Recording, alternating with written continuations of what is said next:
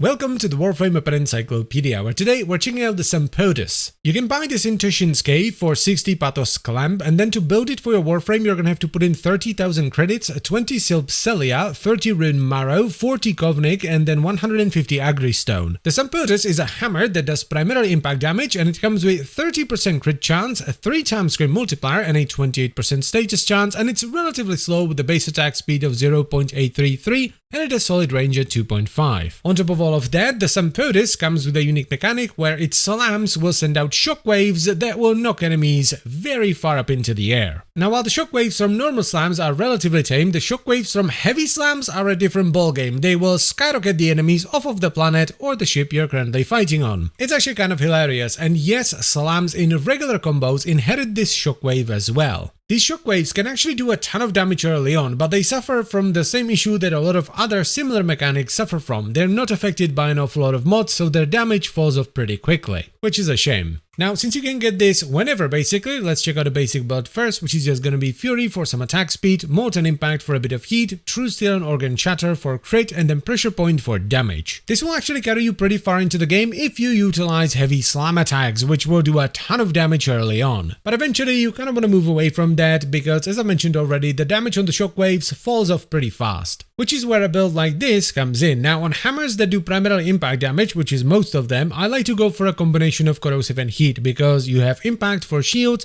corrosive for armor, and then heat for flesh, so you have a little bit of everything. But if you want to, you can go for viral and heat instead. So we have Virulent Scourge and Voltaic Strike for corrosive, Molten Impact for heat, Condition Overload for damage, Gladiator Vice and Berserker Fury to double down on attack speed because the weapon is pretty slow, and then we have Organ Shatter and Blood Rush for crit. Now, if you either don't mind the weapon being a little bit slower, or you're running Arcane Strike on your frame, so you're getting a bunch of extra attack speed that way, you can actually take out Gladiator Vice and run Weeping Wounds for a lot more status. This will also allow you to swap out the dual stat mods with 90% elementals, maybe even Primed Fever Strike to get a lot more damage. Now, as far as the damage is concerned, it's actually pretty solid up to about level 100 on the normal star chart, but once you start dipping your toes into Steel Path, you will realize why you don't see that many impact-based melee weapons in Steel Path. Damage distribution is a big issue with hammers in general, it's why they're not so popular. Doing primarily impact damage is just not all that great. But it's not the only issue with this weapon.